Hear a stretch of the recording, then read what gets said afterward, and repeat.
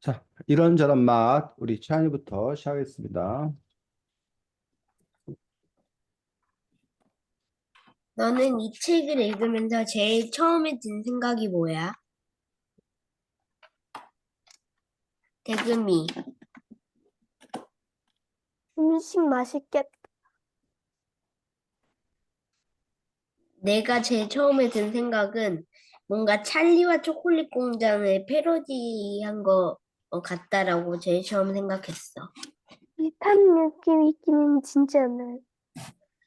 끝났어요. 자, 그래서 지금 최한이 말대로 실제로 이 책이 찰리와 초콜릿 공장의 그 이야기들을 패러디하고, 그런데 사실은 여러 가지 음식에 관한 뭐 과학적 지식도 주기도 하고 역사적 또는 사회문화적 배경들 이런 부분들 또 충분히 설명하고 있는 그런 책인 걸 볼 수가 있습니다. 근데 아마 좀 더 흥미롭게 쓰기 위해서 찰리와 초콜릿 이야기의 형식 틀을 빌려오지 않았나 싶습니다. 대금이 네. 진행. 그런데요, 너는 여기서 나온 음식 중에 어떤 게 가장 맛있어 보였어?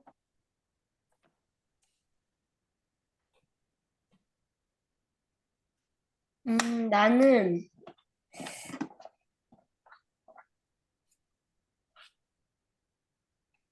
여기 있는 근데 그냥 뭐가 더 가장 맛있게 보였어라고 질문했지? 응, 이 나온 음식 중에서. 나는 라면하고 짜장면이 제일 맛있어 보였어. 나는 라면이랑 짜장면이랑 햄버거랑 밥. 이게 맛있어 보였어. 김치도.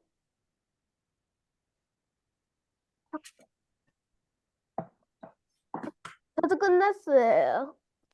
자, 수고했습니다. 그래서 그러면 지금 여러분들이 말했던 것들이 시대를 담은 맛 이야기여서 그 시대를 담은 맛 이야기부터 먼저 하고 그러고 나서 다시 책 앞으로 돌아와서 얘기하도록 하겠습니다. 책 108쪽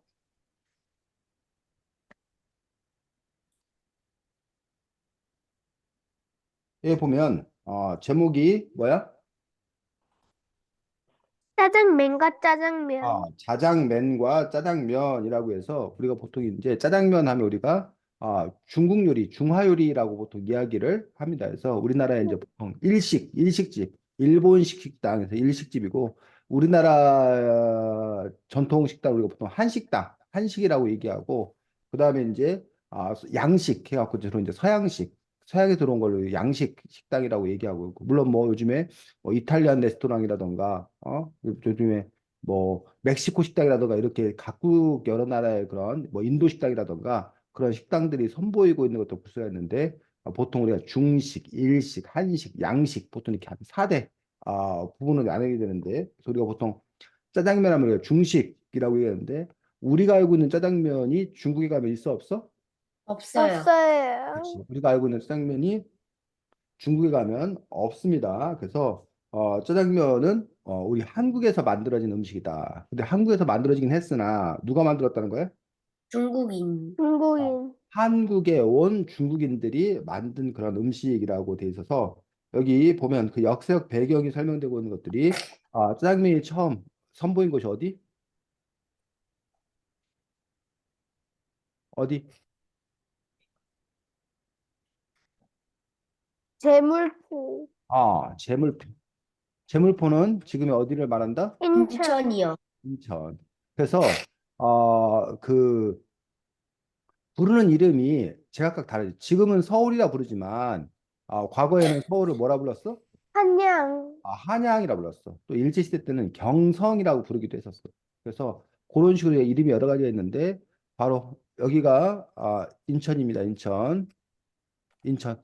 인천은 이제 그 서울 바로 옆에 있는 광역시, 인천광역시에서 우리나라에는 부산광역시, 다음에 이제 인천광역시가 아주 이제 뭐야 큰 그러한 도시인 걸 볼 수가 있습니다. 그래서 인천광역시의 특징은 바로 요 서해 바다와 접하고 있는 거지. 그래서 이쪽 중국 쪽과 뭐 가까운 곳이라는 거예요. 그래서 중국 쪽에 있던 그 사람들이 여기 인천 과거의 이름이 그 제물포로 이제 돼 있는 것들을 볼 수가 있고 어, 여기 보면 뭐가 나오냐면 이모군란 시기에도 청나라 군대가 제물포를 통해 들어와 서울로 왔었지라고 돼 있는데 혹시 이모군란이 뭔지 알아? 알아요. 대금이. 그 구식군대가 음, 신식군대인 별기군은 차별당하고 금류가 밀려서 불만 붙고 이를 견제를 일으켰어요. 그렇지. 지금 잘 설명했는데 이모는 이모년 우리가 육식갑자 중에 우리가 뭐 자축인묘 진사오미 신유이고 갑을병리에서 뭐 갑자년이다 뭐 을축년이다 이렇게 아, 육식갑자로 이렇게 쓰는 거가 있는데 그 중에서 이제 이모년에 군대가 군인들 일으킨 뭐 난리. 근데 이거는 이제 누구의 입장에서 난리인 거야? 그 당시 왕실, 그 당시 정부의 입장에 봤을 때는 군인들이 난리를 친 어떤 그런 부분들이고 그 당시 군인들이 입장에서는 만약 그것들이 성공했으면 혁명이라 불렀겠지. 어?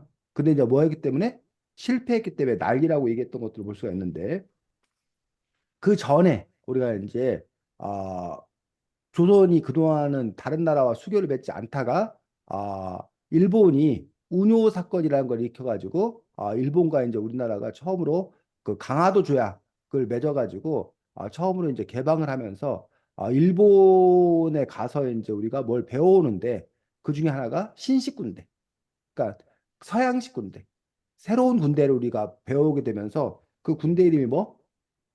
별기군. 별기군이라는 군대가 있었는데 그리고 예전에 전통적인 그런 군대를 차별하고 신식 군대만 잘해준 거예요.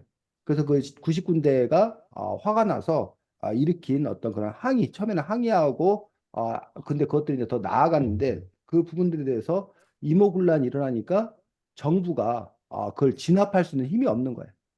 그러다 보니까 이제 누구한테 부탁을 한 거야? 재팬. 어? 재팬. 일본한테 일본이요. 부탁했어요. 청나라 군대에게. 그래서 청나라 군대가 들어와서 그 구식 군대를 진압을 하고 그렇게 됐던 어떤 그런 일들, 그 일련의 과정들을 얘기하고 있습니다. 자, 근데 이게 짜장면하고 무슨 관계라는 거예요? 근데 근데 그 중국 그 청나라 군대도 재물포를 통해서 왔어요. 제열포를 통해서 왔고. 근데 그래서 그 당시 이제 조선 정부가 청나라 덕분에 그 위기를 모면했잖아. 네. 그러면서 청나라에게 많이 의존을 하게 돼. 더 많이. 그러면서 청나라 사람들이 우리나라에 더 많이 들어오게 됐다는 거야. 그리고 그 청나라 사람들 들어온 사람들을 위해서 음식을 파는 그런 식당들이 생겨나기 시작했고 그건 마치 여러분들이 외국에 나가면 한국 식당 있는 거 알아? 네. 네. 우리나라 사람들이 많이 가는 곳에는 거기 한국인들 관광객이나 한국 사람들을 위해서 한국 식당을 만들어 놓은 것처럼 중국 사람들을 위해서 우리나라의 인천 제불 쪽에 중국 식당이 많이 만들어진 거고 그중에 싼 게 뭐였다는 거야? 자장면. 자장면이었다라고 얘기를 하고 있습니다. 근데 그 자장면이 결국은 뭘로 바뀌었다? 자장면이요. 짜장면으로 바뀌었다라고 얘기를 하고 있습니다. 그러면서 어, 감자와 양파 등을 넣어서 단맛을 끌어올리고 국물도 자작자작하게 내놓고 감칠맛 있게 만든 그런 짜장면이라고 해서 그 어쨌든 중국에 있던 그 자장면이 한국식으로 이제 뭐 하게 된 거야? 발전하게 되는, 변화하게 되는 그런 부분들을 이제 우리가 짜장면. 그래서 예를 들면 원래 그 햄버거에 불고기 버거라는 게 있을까 없을까? 없어요. 없겠지. 근데 그 햄버거가 우리 오면서 우리나라 사람들이 좋아하는 불고기를 넣어서 불고기 버거라는 한국식 햄버거를 만든 거야. 또 무슨 뭐 피자 중에 무슨 뭐 김치 피자 이런 게 이탈리아도 있을까? 아니요. 없겠지. 근데 그 이탈리아 피자를 갖고 들어와서 그걸 역시 누구의 입맛에? 한국인의 입맛에 맞게 해가지고 뭐 김치 피자 이런 피자를 우리가 새로 만들어낸 거라는 거예요. 그것과 마찬가지로 짜장면도 바로 그러한 그 연결고리가 있는 것들을 볼 수가 있습니다. 자, 라면은 그래서 어쨌든 그 자장면을 이해하려면 그 우리 그 역사적 배경 아까 이모군란 이후에 청나라 군대가 들어오고 청나라 사람들이 청나라의 의존이 커지면서 청나라 사람들이 많이 들어오면서 그들을 상대로 한 중국 음식당이 생기고 그러면서 짜장면이 만들어졌다는 그 과정들. 그래서 특히 이제 그 각 중국에 살지 않고 각 세계에 퍼져 있는 중국인들 혹시 뭐라 부르는 줄 알아? 차이니안, 근데 우리말로는 한자로는 중국, 화교라고 들어서 화교? 나 화교. 화교라고 그래요, 화교. 그래서 주로 이제 화교들이 바로 이 중식당을 많이 운영했던 또 그런 부분들을 볼 수가 있습니다. 자, 그렇지만 라면은 한국은 라면은 또 어떤 그 관계가 있대? 라면 일본에서 배워왔어요. 그렇지. 근데 라면이 원래는 제일 처음에는 뭐였다는 거야? 1차전에 비상식량이었대. 1차 대전에 참전한 군인들이 만든 비상식량, 즉 휴대하기 편한 그러한 그 부분으로서 비상식량이었는데 그거를 이제 뭘로 일반 국민들도 먹을 수 있도록 상품화한 것은 어디였다? 일본 일본 사람이었다라고 얘기하고 있습니다. 그래서 인스턴트 식품, 인스턴트 식품이 무슨 뜻이야, 시환이? 약간 뭔가 시간을 오래 들이지 않고 그렇지. 인스턴트 식품이 간편식품 또는 즉시식품이라고 얘기할 수 있는 즉석에서 이렇게 뭘 바로 조리해서 먹을 수 있는 어떤 그런 식품이 인스턴트 식품이라고 이야기하고 있습니다. 그러다 우리나라에는 언제 들어왔대? 1963년에요. 1963년에 우리나라에 처음 들어온 것들을 볼 수가 있습니다. 자, 그런데 이게 처음에는 인기가 없다가 나중에 이제 인기를 끌게 되었다고 했는데 그 까닭이 112쪽에 이유는 익숙하지 않고 좀 비쌌어요. 그래서 처음에는 인기가 없었다는 거야. 처음에 인기가 없었다는 거야. 그래서 그 이유들이 밀가루 음식을 잘 안 먹고 우리나라는 주로 쌀 문화에 있었기 때문에 그 밀가루 음식 같은 것들을 별로 많이 먹지 않았다는 거예요. 그래서 음, 혹시 지금은 그런 말 안 쓰는데 한때 이런 말 있었어. 대금마 너 국수 언제 먹여줄 거야?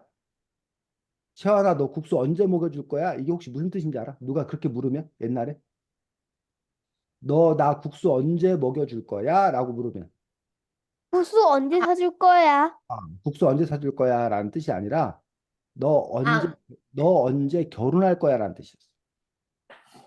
너 언제 결혼할 거라는데 그거를 왜 너 언제 나 국수 먹여줄 거야? 라고 물어봤을까? 국수가 결혼하면 비싸니까 잔치집이 잔치가 열려가지고 국수를 먹을 수가 있어서. 아, 결혼식에 그 결혼 잔치가 열려서 피로연이라고 그러죠. 보통 이제 손님들을 대접하지 축하하러 온 손님들을 그때 바로 뭘 대접했냐면 국수를 대접했어. 그럼 왜 국수를 대접했나? 국수가 그만큼 뭐였기 때문에 귀했기 귀해가지고요. 때문에. 귀했기 때문에. 그래서 국수를 대접을 했다는 얘기야. 그래서 국수 먹여준다라는 것들은 결국 결혼한다, 장가간다, 시집간다는 어떤 그런 의미였다는 얘기야. 지금은 보통 뭘 먹어? 결혼식장 가면 뷔페. 뷔페식으로 먹어. 그래서 그 중간에 국수 먹다가 국수가 이제 흔한 게 돼버린 거야. 그래서 그 다음에는 국수를 대접 안 하고 혹시 뭘 대접했는지 알아? 결혼식 가면? 음, 라면? 아하. 그 다음에 대접했던 건 갈비탕. 아, 왜? 고기가 비싸요. 갈비탕이 비쌌으니까. 그래서 갈비탕을 대접했었어. 그러다가 이제 갈비탕도 좀 흔해져서 지금 이제 뷔페식을 주로 이제 뭐 결혼식장 하면 뷔페식을 이제 주로 대접하는 그렇게 이렇게 바뀐 건데 어쨌든 그 정도 우리가 밀가루가 흔하지 않았다는 거야. 귀했다는 거야. 그런데 요 라면이 이제 밀가루 만들어지고 하기 때문에 그렇게 값이 싼 게 아니었다는 거야. 자, 그런데 거기 왜 라면이 널리 퍼질 수 있게 됐다는 거야? 그 정부가 지원해줘서. 정부는 왜 지원했어? 쌀농사가 안 돼가지고 음. 밀가루 음식을 그렇지. 정부가 이른바 혼분식을 장려했는데 혼분식이 뭐래? 혼분식.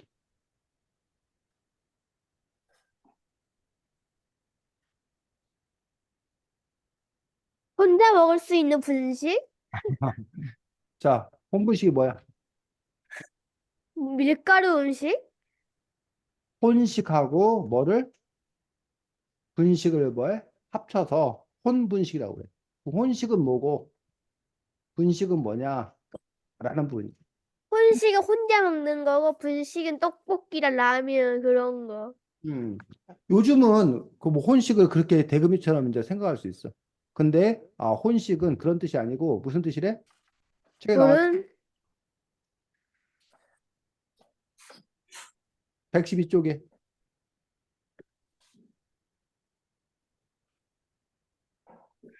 혼식은 밀가루 음식 즐겨 먹는 건가? 어? 혼식은 밀가루 음식을 즐겨? 112쪽 책 찾아서 얘기하면 될 것 같은데. 최하인 찾고 있니? 네. 112쪽 제일 아랫부분에.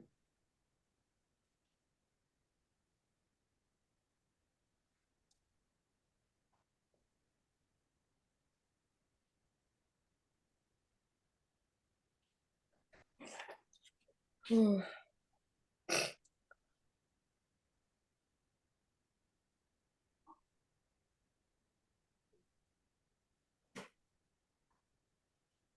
112쪽 제일 아랫부분에 안 나와 있어?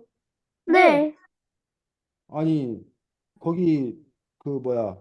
혼분식 해가지고 그 혼분식이라는 단어에 이렇게 그 각주 달은 거 그 별표 돼 있고 그 밑에 제일 마지막 줄 아래쪽에 혼분식 해갖고 너네 책에 안 나와 있다고? 네. 네. 그래? 네. 여기 끝에 이게 없어? 제일 아래? 네.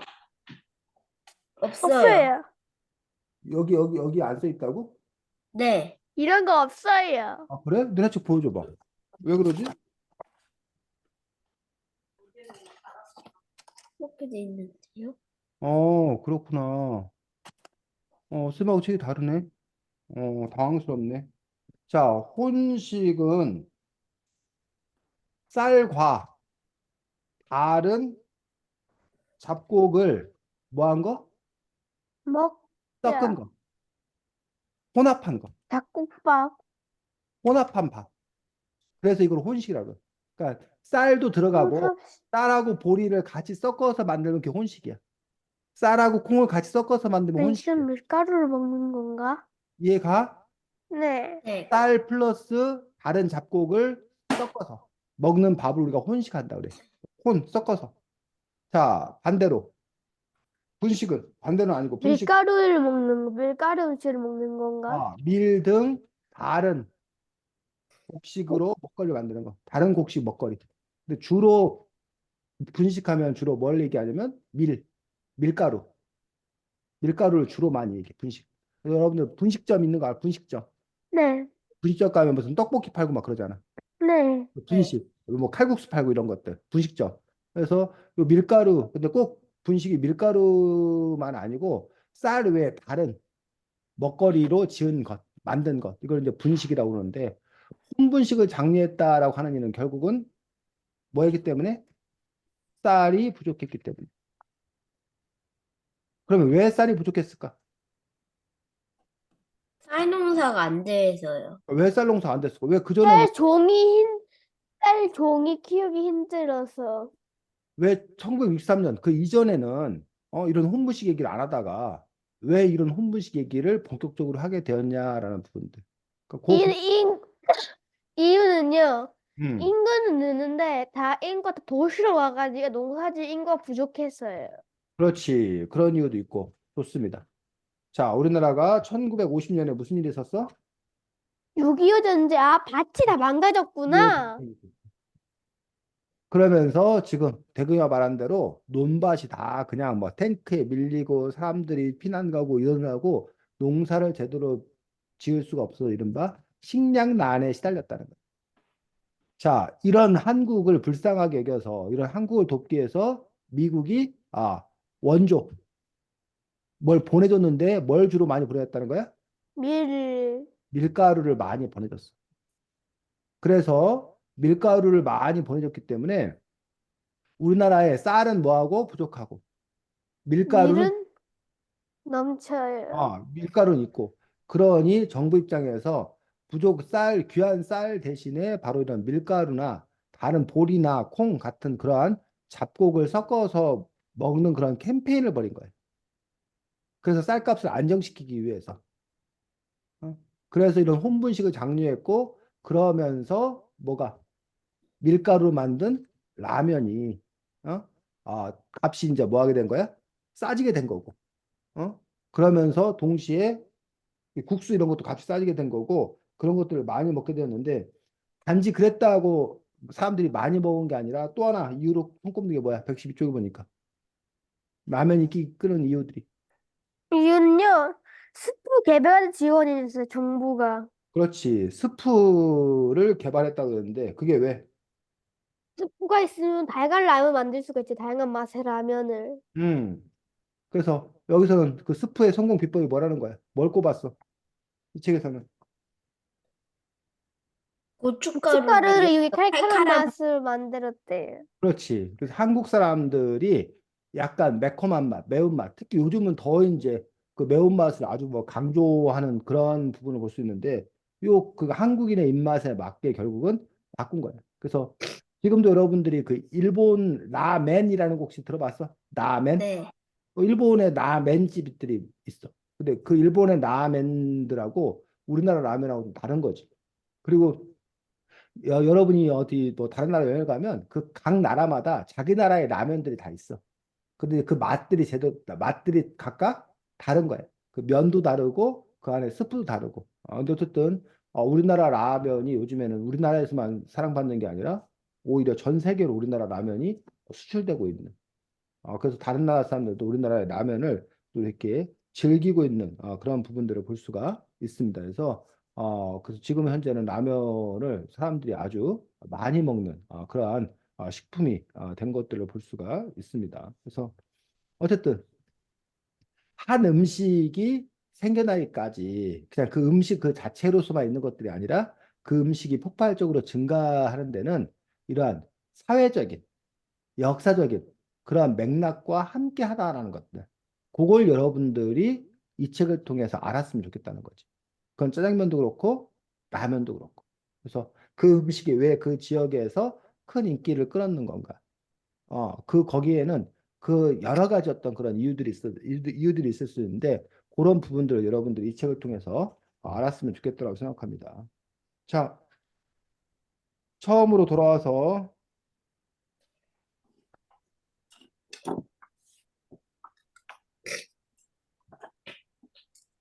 제일 처음에 보면 뭐 땅에서 얻은 맛이라고 얘기해서 여러분들이 뭘 보면 되냐면 14쪽에 14쪽 예, 사진이 있어.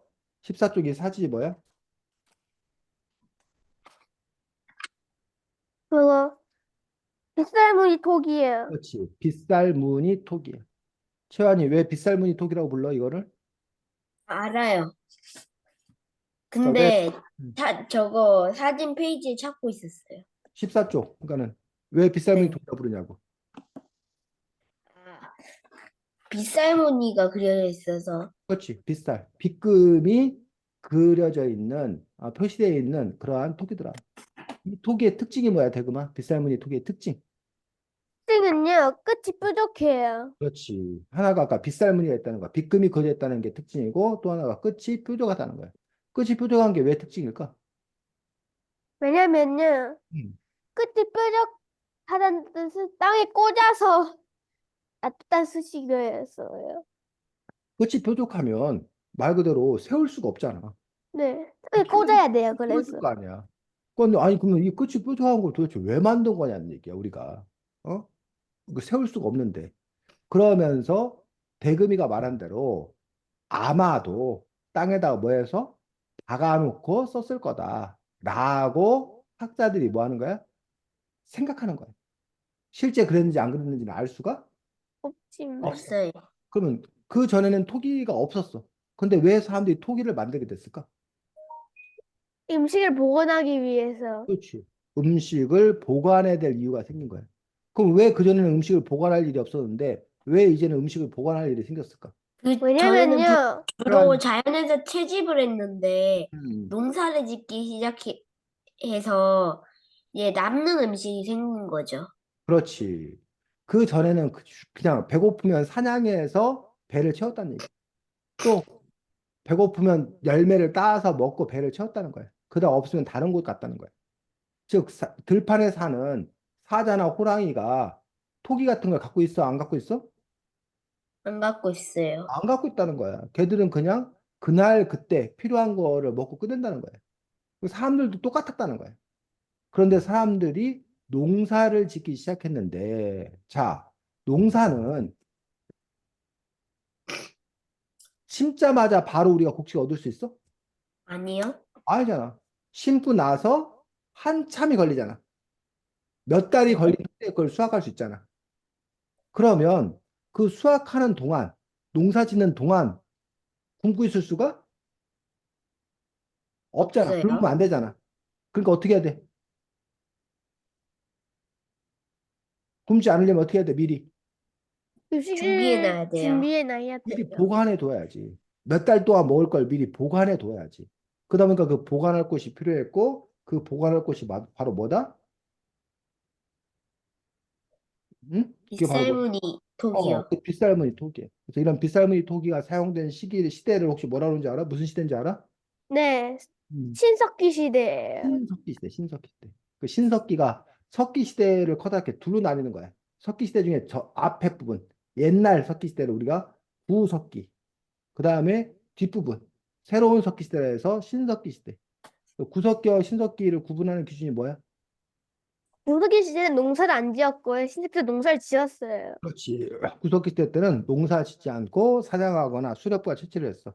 신석기 또 때는 한 개 또 정착해서 농사를 짓기 시작했어. 또 또 다른 있어요. 음, 구석기 때는 뗀석기를 사용했는데 신석기 때는 간석기를 사용했어요. 그렇지. 대금을 잘하고 있네.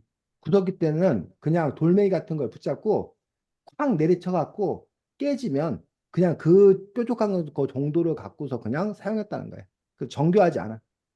그래서 뗀석기라 뗀석기. 반면에 신석기는 정교하게 막 갈아서 내가 원하는 모양을 만들어서 사용했던 그러한 간석기 시대가 신석기 시대인 것들을 볼 수가 있습니다. 자, 그 다음에 15쪽에 보니까 비옥한 초승달지대라고 나오네. 맞아? 네. 음. 네. 자, 비옥한 초승달지대라고 되는데 여기가 어디래? 이집트랑 이란 등등이 이렇게 거쳐 있네. 음. 토스킨달지 농사가 신초로 시작된 곳. 자, 여기가 우리나라야. 우리나라고 우리나라 아시아를 놓고 봤을 때 우리나라는 아시아의 주로 동쪽. 동쪽에 위치합니다. 근데 아시아의 이 서쪽에 위치한 요곳, 요곳 우리가 보통 이제 요즘에 그 중동이라고 부르는 서아시아. 인데 아라비아 반도 여기 그죠? 아시아 반도 보면 이제 서아시아 쪽이겠지. 요 일대가 바로 메소포타미아 문명. 그러니까 세계 4대 문명이 있는데 그 문명 중 메소포타미아 문명, 황허 문명, 나일강 문명, 아니면 그거 인더스 문명. 그렇지. 우리 대금이가 잘 알고 있네. 여기 이집트, 나일 강유역에 이집트 문명이 있고, 이쪽에 여기 이라크 이쪽이 바로 이 책에 나와 있는 유프라테스 티그리스 메소포타미아예요. 강 요 근처에 있어. 그래서 여기가 메소포타미아 문명 지역이. 그다음에 여기 파키스탄 쪽, 인도 북부 파키스탄 쪽 이쪽이 인더스 강이 있고 인더스 문명이 있고. 그다음에 여기 중국의 여기 이쪽이 황허 문명이야. 그래서 요거 이제 중국 문명 4대 문명이라고 그러는데 여기 지금 땅을 보니까 이 땅 색깔이 어때 지금 보니까? 다 모래. 이거 모래 사막지대란 말이야, 사막지대. 그런데 지금은 여기가 사막지대지만 아주 오래전에는 이 땅이 뭐였다는 거야? 아주 비옥, 푸릇푸릇. 아, 비옥한 땅이라는 게 무슨 뜻인지 알아? 비옥하다. 네, 식물이 잘 자라요. 그렇지. 땅이 기름지다. 땅에 식물이 잘 자라는 그런 쪽이었다라는 거예요. 그래서 여기서 이제 4대 문명, 세계 4대 문명의 발상지 중에 하나다라고 얘기했는데 이때 사람들이 여기 16쪽 보겠습니다. 16쪽에 보니까 고대 이 지역에서 수확한 보리의 양은 씨앗을 뿌린 양의 몇 배? 76배. 76배에 이른다는 거야. 어? 그러니까 보리 한 톨을 심으면 보리 몇 개가? 보리가 싹이 나고 자라서 그 안에 열매 이삭이 76개가 생긴다는 거야. 그러니까 76배가 불어난다는 거야. 그러니까 뭐 요즘으로 우리가 생각하면 최한이가 어디다 10,000원을 이렇게 투자를 했어. 근데 그 10,000원이 얼마가 돼 돌아오는 거야? 76만 원. 76만 원이요. 대박 나는 거지. 그러니까 사람들이 이제 뭐 하게 되는 거야? 농사를 짓게 되고 그 농사 수확해서 남은 그 양들을 저장해 두었다가 먹고 또 다시 농사를 하고 그런 식으로 그 일을 했던 부분을 볼 수가 있습니다. 자, 그 다음에 벼농사 짓는 거에 관해서 17쪽에 나와 있습니다. 자, 벼농사, 그래서 양쯔강 지역에서 벼농사를 지었다라고 얘기를 하고 있고, 그 밑에 이제, 밀과 벼를 비교하고 있는데, 자, 밀농사와 벼농사 비교한 거 우리가 한번 같이 살펴보도록 하겠습니다. 17쪽 밑부분 봤어? 네. 밀농사하고 벼농사 비교하면, 자, 밀을 심었을 때 수확량은 1톤이요. 밀 수확량의 1톤 할 때, 그 땅에다가 만약에 벼를 심었다. 그러면 3톤이요. 3톤이 된다는 거예요. 쌀 3톤. 자, 여러분들은 둘 중에 어느 게 더 좋은 거야? 쌀 3톤이 더 좋은 거지. 여기는 1톤밖에 수확을 못하는데 여기 3톤, 3배나 더 많이 수확을 하니 당연히 밀과 쌀 심으면 우리가 쌀을 심어야지. 자, 두 번째. 그 다음에 또 뭐라고 돼 있어? 비교해보니까 거기 뭐라고 돼 있어? 밀을 심으면 땅의 비옥도 떨어져요. 많이 많이. 그런데 근데 쌀을 심으면 별로 안 떨어져요. 자, 그게 무슨 말이야? 밀을 한마디 심으면 비옥도가 떨어진다는 게. 한마디 밀을 계속 심다 보면 밀이 잘 음, 안 자라는데 쌀은 어, 계속 심어도 잘 자라요. 그렇지. 밀은 땅의 양분을 많이 없애. 그런데 쌀은 뭐 한다는 거야? 물의 양분을 땅의 먹어요. 양분을 많이 안 먹어요. 조금만 사용한다. 자, 요 첫 번째 기준 말고 두 번째 기준을 놓고 봤을 때 최한이는 어느 걸 심겠어? 밀을 심겠어? 쌀을 심겠어? 쌀이요. 이것도 쌀이 더 좋은 거지.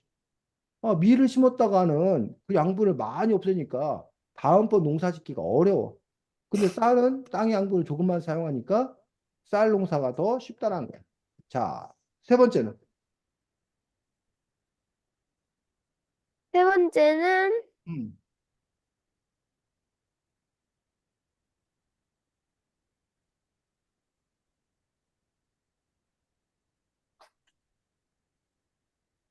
자, 쌀을 심으려면 뭐가 필요하대? 물이 많이 필요해요. 쌀은 물이 많이 필요하다. 자, 이 책에는 안 나왔지만 밀은 물이 물이 많이 안 아, 필요해요. 조금 필요하다. 자, 이 조건을 보면 뭘 신겠어, 대금이? 자, 대금이 뭘 신겠어? 밀이요. 이 조건은 밀이 더 유리한 조건을 갖고 있다는 거예요. 물론 지역에 따라 달라. 어떤 지역은 쌀을 심어도 상관이 없을까? 동남아시아 왜? 비가 많이 와요. 비가 많이 오는 지역이라면 쌀 농사가 가능하다는 얘기야. 그러면 땅의 양분도 조금만 사용하고 밀보다 훨씬 더 많은 적이라는 거예요. 근데 만약 그곳이 비가 많이 오는 사막. 지역이 아니라 건조한 지역이라면 그러면 무조건 밀이죠. 실패하고 밀농사를 심을 수밖에 없다라는 얘기지. 이해가? 네. 네. 그래서 왜 어떤 데는 어떤 지역은 밀농사를 하고 어떤 지역은 쌀농사를 하는 건가라는 부분에서 사실은 결정적인 부분들 중에 하나는 와라. 물이 충분히 확보가 되느냐, 확보가 되지 않느냐라는 부분이에요. 자, 다시 이 물의 조건에 따라서 다시 두 가지로 나뉘어. 자, 여러분이 지금 그 농부야. 여러분이 농부인데 물을 얻을 수 있는 방법이 커다랗게 두 가지 방법이 있어. 하나, 비가 내린다. 그렇지. 비가 내리는 방법이. 두 번째.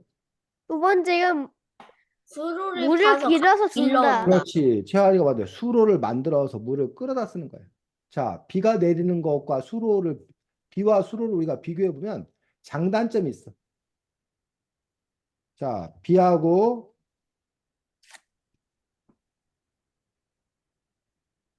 수로하고 장단점.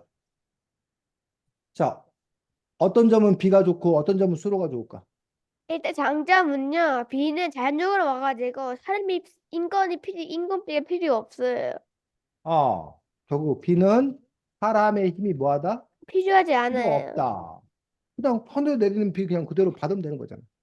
반면에 수로는 그건요, 사람이 다시 일일이 다 어, 이어야 돼요. 만들기가 어렵다, 힘들어요. 힘들다. 요거만 보면 우리가 뭘 쓰는 게 맞아?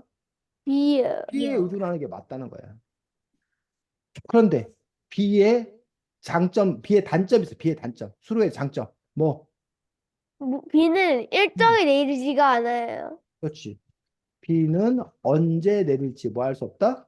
몰라요. 알 수 없다. 즉 사람이 통제가 불가능해.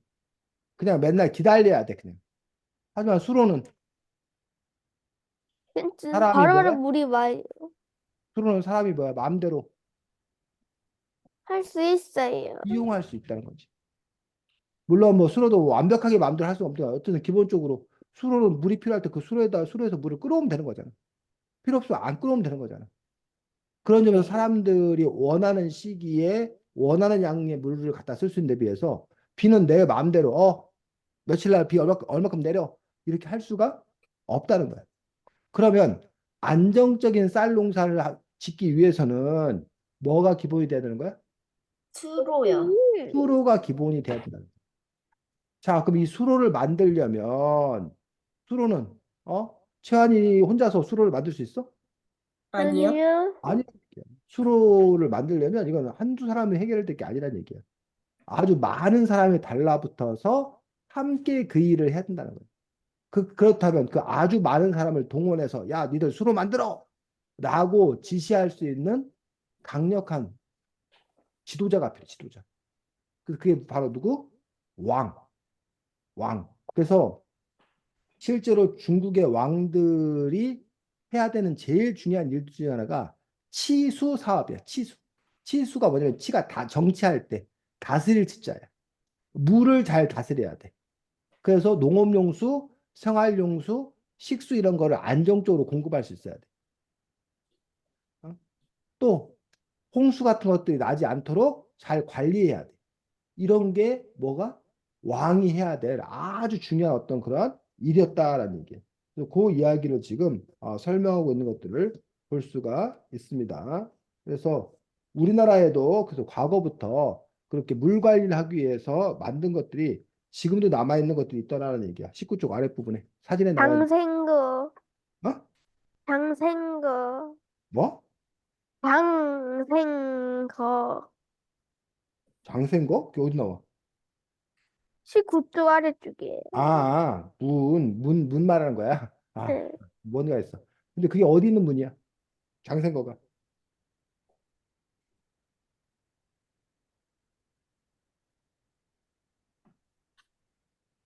둑, 수로예요. 그러니까 그 수로 이름이 뭐냐고. 둑기야, 둑. 그 두 이름이 뭐냐고. 그 두 이름이. 19쪽, 20쪽에 나와 있는 저수지. 그러니까 그 저수지 이름이 벽골제. 벽골제야, 벽골제. 그 지금도 전북에 전라북도 김제에 가면 벽골제가 있습니다. 벽골제가 오늘날로 전북 봐서 뭐 댐이라고 말해야 되나? 특별자치도예요. 저수지라고 말해야 되나? 그래서 물을 가두어서 그 일대 평야에 물을 공급하는 그러한 대규모 저수지. 를 가지고 있었다는 거예요. 그렇게 함으로써 벼농사를 원활하게 지을 수 있도록 했던 그런 부분들을 볼 수가 있습니다. 그 설명이 쭉 나와 있습니다. 자, 그 다음에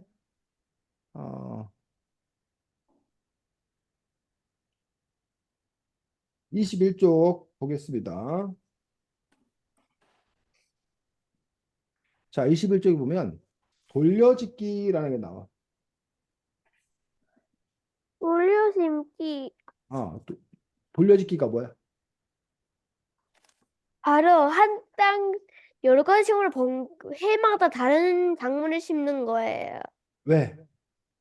왜냐면 그 같은 작물만 심다 보면은 흙이 비옥함이 떨어지지만 계속 음, 다른 걸 쓰면 흙의 비옥함이 좀 덜 떨어져요, 훨씬. 음. 자, 그 얘기가 무슨 얘기가 차나? 무슨 뜻일까, 그 말이? 같은 작물이 계속 심으면은 음, 음, 땅의 비옥한 정도가 음. 게, 왜 많이 그러냐고, 그러니까. 떨어지는데 그게 왜 그러냐고. 왜 그런 일이 벌어지냐고. 왜냐면요, 음, 같은 식물을 심으면 땅이 칠 수가 없어가지고 비옥할 때 떨어지는데 음. 돌려짓기를 하면 땅이 칠 수 있어가지고 땅이 비옥함이 골로 안 떨어져요. 자, 봐. 이게 땅이야. 땅에는 A라는 양분도 있고, B라는 양분도 있고, C라는 양분도 있고, D라는 양분도 있고, 여러 가지 양분이 있다고. 어? 그런데 만약에 우리가 보리를 심었어. 보리를 심었는데 보리는 만약에 B라는 양분을 좋아해. 그럼 이 땅에서 뭘 빼가? B라는 B라는 양분을 양분이요. 어? 그럼 그 다음에 여기다가 농사를 지으려고 보리 농사를 지으려고 했을 때 B라는 양분은 이미 다 털려가지고 별로 없는 상태야. 그럼 또 보리를 심으면 어떻게 될까? 보리 농사가 잘 될까 안 될까? 안 돼요. 안 잘 안 돼요. 되겠지. 근데 만약에 그 다음에 콩을 심으면 콩은 만약에 C라는 양분을 좋아해. 그러면 콩을 심으면 B라는 양분이 별로 없지만 C라는 양분은 그대로 있는 상태이기 때문에 이 C라는 양분을 갖다 이렇게 쓸 거 아니야. 이해가? 네. 자, 그 다음에는 수수를 심어, 수수. 수수를 심었더니 수수는 D라는 양분을 좋아해. D만 가져갈 거 아니에요. 이렇게 보리를 심었다가 콩을 심었다가 수수를 심었다가 이렇게 되면 요 사이에 몇 년 사이에 요 B나 새로운 C가 생겨나겠지. 보리나 콩 안 심는 동안에 D를 가져가는 동안에 그러면 다시 보리를 심으면 다시 이 B를 뭐 하면 돼? 가져가면 된다는 거지. 그 다음에 또 콩을 심으면 여기 C를 다시 뭐 하면 돼? 가져가면 된다는 거지. 이런 식으로 하면 요 땅을 조금 더 효과적으로 이용할 수 있다는 거야. 이해가? 네. 돌려짓기는 이렇게 작물을 같은 땅에다가 쉬지 않고 작물을 돌려짓는 그런 방법이 한 가지가 있고 또 하나는 이제 우리가 돌려짓기라고 하기도 어려운 말로 윤작이라고 하기도 하는데 자, 땅을 이렇게 있는데 이 땅 전부를 쓰지 않아. 이 땅을 몇 개로 나뉘어. 그래서 여기다가만 보리를 심어. 첫 해. 그리고 이 땅에는 아무것도 안 심어. 그리고 둘째 해는 여기다 보리를 심어. 여기는 안 심어. 셋째 해는 여기다 보리를 심어. 그리고 여기는 안 심어. 넷째 해는 어디다 심어? 여기다 심어. 여기 다 안 심, 여기다 안 심어. 이렇게 되면 여기는 첫 번째 심고 몇 년 동안 쉬는 거야? 3년 동안 쉬겠지. 그러면 3년 후에는 이 땅에 다시 뭐야? 보리를 심을 수 있다는 거야. 이렇게 땅의 위치를 뭐 해가면서 바꿔가면서 같은 작물을 심는데 이렇게 심는 경우도 있었다는 거야. 즉 병원 응급실 같은 경우가 24시간 내내 돌아가야 되잖아. 네. 만약에 최한이 보고 야, 너 최한 의사 네가 24시간 내내 그 응급실을 지켜 라고 하면 어떻게 될까? 너무 땀을 못, 힘들어요. 최한이가 당연히 잠도 자고 뭐 쉬기도 하고 뭐 해야 되는데 어떻게 24시간 내내 계속 매일매일 지키냐고 그럼 불가능하다고. 그러니까 어떻게 하냐면 최한이를 아침에 8시부터 오후 4시까지 8시간 거기 근무하라고 그래. 그러고 나서는 오후 4시부터 밤 12시까지는 그 다음에는 최한이는 퇴근하고 대금이한테 와서 뭐라고 하는 거야. 지키라고 그러는 거야. 그리고 또 밤 12시부터 아침 8시까지는 또 선배가 와서 지키는 거야. 그러면 채환이는 아까 4시에 퇴근해서 다음날 아침 8시까지 뭐 했으니까? 쉬었으니까 이제 다시 채환이가 와서 아침 8시부터 또 오후 4시까지 뭐 하는 거야? 일을 하는 거란 얘기. 이렇게 뭐 해서? 교대해서. 교대해서 근무하는 거야. 이해가? 네. 또 네. 하나의 방법은 채환이가 계속 앉아서 공부만 하면 머리만 계속 쓰면 머리가 아프잖아. 그러니까 계속 공부만 하면 그 효율이 떨어지니까 채환이가 1시간 공부하다가 너 이제 밖에 나가서 뭐 해라? 농구 1시간 해라. 그럼 그동안에는 머리는 안 쓰고 이제 뭐야? 다른 몸을 막 쓸 거 아니야. 어? 그럼 그러고 나서 그 다음 1시간 동안 너가 음악 감상을 해라. 이런 식으로 그럼 우리 신체의 기관을 뭐 하게 쓴다는 거야? 골고루 쓴다는 거야. 한 사람한테 계속 농구만 한다든가, 계속 음악 감상만 한다든가, 그러면 그 사람이 지치기 때문에. 이런 것처럼 모두 농사도 이렇게 돌려짓기 이런 방법을 사용했다라는 것들. 이해가? 네. 왜 그랬는 건가라는 부분에 대해서 나와 있습니다. 자, 그 다음에 29쪽.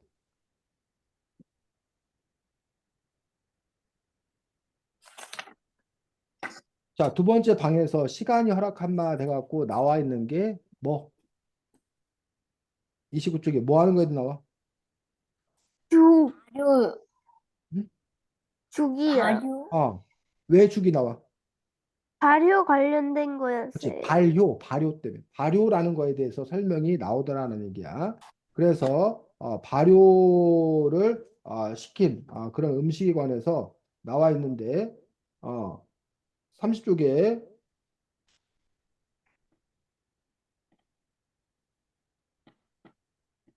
발효 말고 그 다음에 30쪽에 나와 있는 것도 뭐?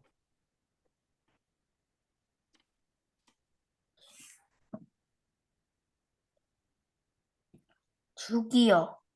응? 발효법은 죽을 이용한 거고 그 다음에 또 무슨 기술 나와?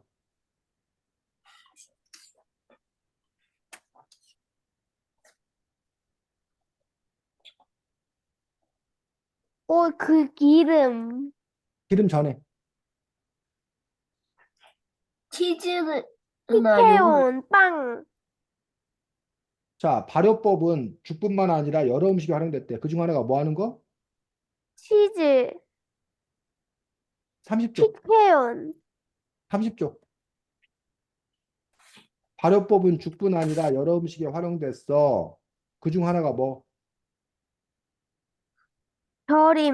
절임, 절임. 절임이었어. 그래서 채소를 뭐 하는 방법? 절이는 방법. 방법, 채소를 절이는 방법. 그래서 오랫동안 담궈두면 초절임이 완성돼서 그래서 뭔가를 이렇게 절여서 하는 거. 발효시켜서 하는 거. 아니면 이렇게 기름을 만드는 것들. 이런 것들의 공통점들이 다 뭐? 시간을 이용하는 그런 방법이다라고 이야기하고 있습니다. 자, 그래서 어, 발효와 관련되어서 여기 설명이 나와 있는 부분들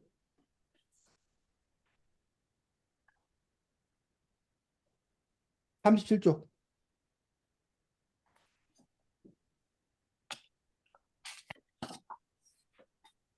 또 포도가 발효되면 그게 뭐가 되는 거야?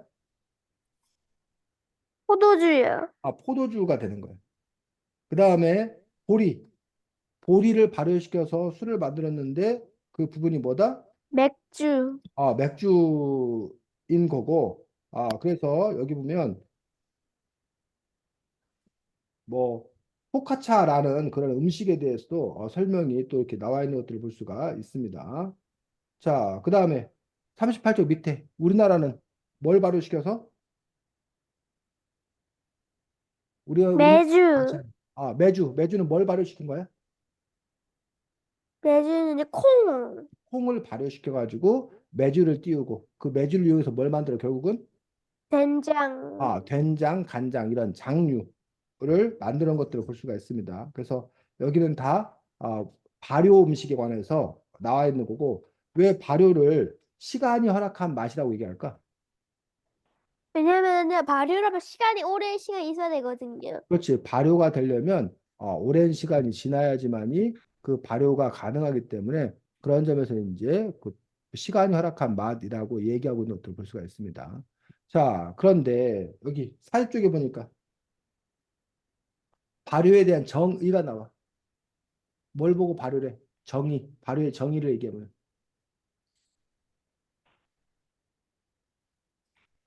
아니, 발효가 뭐래?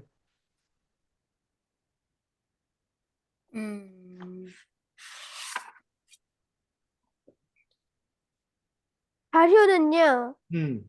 효미나 살균 따위의 미생물이 유기물을 분해하는 과정이에요. 그렇지. 그래서 효모나 세균 따위의 미생물이 음식에 달라붙어 분해하는 작용, 분해하는 과정에서 유익한 것들을 만들어내는 것, 이것들을 바로 이제 우리가 발효라고 그래. 그 미생물이 유기물을 분해하는 과정에서 각종 효소를 내보내서 효소가 만들어지는 것들, 그것들이 발효고 그렇게 해서 만들어진 우리 발효 음식인 걸 볼 수 있습니다. 근데 그 발효시키는 거가 발효가 잘못되면 어떻게 된다는 거야? 발효가 잘못되면 썩어요. 썩어. 부패. 그럼 발효나 썩는 거나 시간이 다 지난 거잖아. 근데 발효하고 부패하고 차이가 뭐야? 뭐는 발효고, 뭐는 썩는 거, 뭐는 부패야? 발효는 응, 그 균들이 뭔가 좋은 걸 만드는 거고, 그렇지. 부패, 썩는 썩는 거. 거는 뭔가 나쁜 것들 만드는. 그렇지. 발효는 시간이 허락하면서 우리에게 유익한 유익균, 뭐 유산균 이런 것들 그런 것들을 만드는 데 비해서 반면에 부패는 우리 몸에 해로운 그러한 균이 만들어지게 되면 그건 썩었다, 부패했다라고 해서 우리가 그것들을 잘 먹을 수가 없게 되는 그런 부분들을 볼 수가 있습니다. 그래서 발효식품에 대해서 나와 있습니다. 자, 그 다음에 44쪽에 보면 뭐가 나와? 참하고도 차마 고도가 나와. 차마 고도가 뭐야? 매우 오래된 길이에요, 무역길. 무역길이야. 무역길들 중에 차마 고도가 있어. 그래서 길들 중에 무역로와 관련해서 유명한 게 두 개야. 여기 나와 있는 차마 고도라는 게 하나 있고 또 하나 유명한 거 혹시 뭔지 알아? 비단길? 그렇지. 차마 고도가 있고 비단길. 보통 우리가 영어로는 실크로드라고 얘기합니다. 자, 비단길은 말 그대로 이 실크로드 뭘 팔았던 길이야? 비단. 비단. 비단이요. 근데 꼭 비단만은 아니야. 근데 그 당시에 가장 값지게 가장 비싸게 팔았던 게 비단이라서 주로 이제 비단을 이 중국에서부터 시작해서 저기 유럽에까지 그 비단길, 그 실크로드, 비단을 파는 그 육지의 길과 바다의 길을 우리가 비단길, 실크로드라고 이야기를 합니다. 그럼 차마고도는 참하고드는요, 음, 인도와 교통했어요. 음, 여기도 뭐 팔어? 여기는 주로 차와 말, 그리고 소금을 거래했어요. 그렇지 차, 차를 이 차가 무슨 이 차가 뭐야? 맛있는 차, 마시는 차, 티야, 티. 그래서 우리가 뭐 녹차, 보이차라던가, 그치, 녹차라던가, 홍차라던가 해서 그게 식물의 차 잎을 따서 말리거나 찌거나, 그렇게 한 다음에 그걸 이제 물에 우려내 먹는 게 우리가 차 마시는 거라는 얘기야. 그래서 그 중국의 차가 유명하다는 거야. 근데 이 중국의 차를 어디다가 수출해? 유럽이에요. 응? 유럽? 아니, 유럽이 아니라 어디다 수출해? 티베트 고원은 옌징이요. 아, 티베트 고원까지 이제 그 수출하게 되는 그 부분도 볼 수 있네. 근데 그 티베트 고원이 아주 높은 곳이라는 거야. 아주 가파르고 높은 곳이라는 얘기야. 그래서 그 길을 따라서 차를 갖다 팔고 대신에 차 대신에 이제 뭘 갖고 오는 거야? 마, 아, 소금, 소금, 소금이나 말 같은 것들을 대신에 이제 갖고 들어오는 그러한 무역로, 요것들 우리가 이제 차마고도라고 이야기를 합니다. 요즘에는 그 차마고도가 무역로로 쓰이지 않고 사람들의 관광지로 이렇게 쓰이는 것들을 볼 수가 있습니다. 그래서 차마고도가 이렇게 산길, 산 아주 좁은 어떤 이런 산길을 이렇게 쭉 가는 거예요. 그리고 아주 그곳이 그 뭐야 높은 어떤 그런 지역에 위치하고 있는 건데 요 차마고도 이 부분들을 볼 수가 있습니다. 요 차마고도 길이 이렇게 쿤밍이라는 뭐 이렇게 연결이 된다고 하는데 기본 높이가 3,000m부터 시작해. 3,000m면 우리나라에서 제일 높은 산보다 더 높은 거야. 한라산보다 더 높은 거야. 훨씬 더. 그 3,000m부터 더 높은 데는 5,000m까지 이런 높은 그런 지대의 길들을 가는 그 차마고도 그 옛길 인 것들을 볼 수가 있습니다. 그래서 차를 가지고 여기 중국 쪽에서부터 시작해서 그 차를 이제 수출했던 어떤 그러한 차마고도인 걸 볼 수가 있고 그다음에 실크로드라고 하는 부분은 무역길인데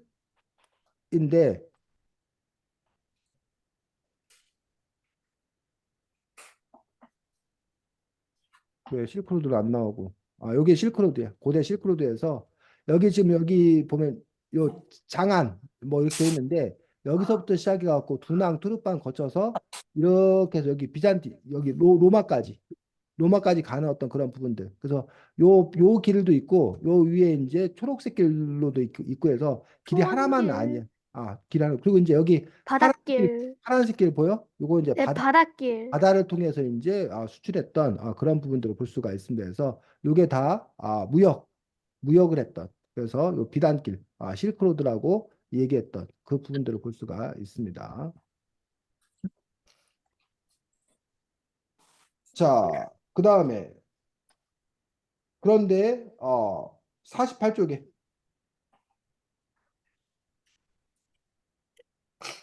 자, 또 하나 이제 중요한 수출품이 있습니다. 중국은 아니고 이제 인도 또는 인도네시아 이쪽에서 수출하는 것들 중에 뭐가 중요했다는 거야? 후추요. 후추, 후추. 왜 유럽 사람들은 후추에 열광했나? 왜 후추는 그렇게 비싼 값에 팔렸나? 그 이유가 뭐래? 이유는요, 음, 향 강해가지고 고기 비린내 잡아줘요. 아, 그리고 또 부의 상징이어가지고 음, 많이 먹을수록 다잉글 할 수가 있어가지고 자랑하려고 많이 사요. 지금은 냉장고가 있기 때문에 고기를 오래 보관할 수 있어. 냉동고에다가. 근데 옛날에는 냉장고나 냉동고가 없어요. 없어서 고기를 보관해서 썩지 않게 하기 위해서 소금을 뿌려서 이렇게 절여서 이렇게 보관하는데 문제점이 있다는 거야. 어떤 문제점이 있다는 거야? 너무 비싸요. 어? 비싸. 비싼 게 문제가 아니고 그 고기에서 누린내 냄새가 비린. 심하다는 거야. 냄새가 누린내가 심하다는 거야. 그거는 먹는데 누린내 때문에 역해서 먹기 힘들다는 거야. 그런데 거기다 뭘 뿌려주면 후추. 후추. 후추. 후추를 뿌려주면 그 후추 때문에 누린내가 사라진다는 거야. 없어진다는 거야. 그래서 이 후추를 보고 우리가 뭐라 불러? 후추 같은 걸 보고 뭐라 부른다고? 조미료. 조미료라고 안 부르고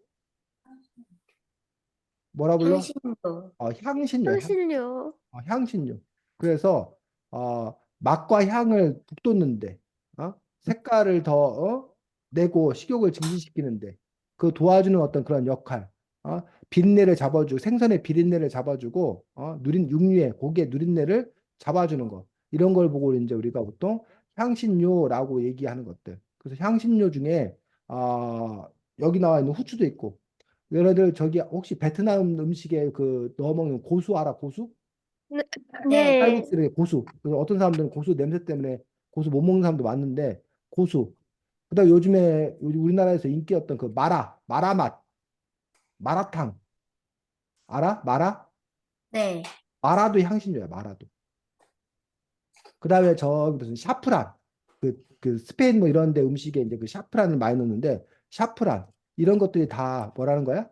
향신료, 어, 뭐 그 산초가루, 그 추어탕 같은 거 그 먹을 때 그 넣어 먹는 그런 뭐 이렇게 산초 뭐 이런 거, 뭐 정향, 뭐 이런 것들이 다 그 향신료 중에 하나고 각 지역마다 그 향신료 쓰는 것들이 조금 조금 다른데 어쨌든 이 후추를 이렇게 사용했다는 거예요. 그건 마치 우리 사람들 몸에도 채취 냄새 나는 거 알아?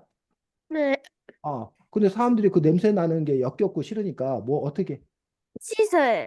깨끗이 씻는 방법도 하나의 방법인데 또 하나의 방법은 향수를 뿌려요. 뿌려요. 향수 뿌려 향수. 향수를 뿌려가지고 그 몸에 채취가 안 나게 하는 거잖아. 마찬가지로 그 후추를 통해서 그 누린내를 잡는 게 어떻게 보면 그런 원리라고 생각해 볼 수가 있는 거지. 자, 그런데 이 후추가 유럽에는 나지 않는다는 거야. 유럽에 나지 않으니까 무역해야 돼요. 무역을 해야 돼. 여기 인도나 이쪽 인도네시아, 말레이시아 이쪽에서 이걸 가져다가 이 유럽까지 이렇게 전해줘야 된다는 얘기. 근데 여기서 이 갖고 온 걸 만약에 이렇게 오려면 너무 뭐해? 시스템 돌아야 멀어요. 되잖아. 그래서 어떻게 오는 게 제일 편했냐면 여기서 이렇게 와서 여기 사이 보여? 네. 여기 사이. 여기 사이로 이렇게 이스라엘 이쪽으로 이렇게 해가지고 여기 지중해를 통해서 이렇게 오는 게 제일 빠른 길이었어. 근데 여기 일대를 여기 지금 튀르키예 여기 일대를 뭐야 이슬람 이슬람 이슬람제로. 세력들이 여기를 오스만 제국 뭐 이런 저기들이 여기를 장악을 해. 그러면서 여기 있는 이 길을 뭐 해버려? 막아버려. 그러다 보니까 이 유럽 사람들 입장에서 이 후추를 들여오기가 너무 어렵다라는 얘기. 그리고 이 이스라엘 그 예루살렘이 자기들의 종교의 성지인데 여기를 이슬람이 차지했기 때문에 자신들이 여기를 뭐 하겠다? 되찾겠다. 라고 해서 성스러운 전쟁에 대해서 성전을 일으키는데 그 성전을 보고 우리가 뭐라고 불러? 십자군 전쟁. 십자군 전쟁. 그래서 우리는 보통 십자군 하면 종교 전쟁으로 생각하지만 사실은 이 책에 따르면 종교 전쟁으로서만 있는 것이 아니라 바로 그 후추를 수입하는 향신료를 수입하는 그 통로를 확보하기 위한 그러한 전쟁이기도 했었다라고 이야기하고 있습니다. 자, 그런데 나중에 그 후추가 뭘로 대체됐대? 51쪽에 후추 대신에 생강. 생강으로 대체됐다는 거예요. 후추가 값이 너무 비싸니까 후추를 대체할 만한 걸 찾다가 바로 생강을 찾게 되었는데, 생강의 좋은 점은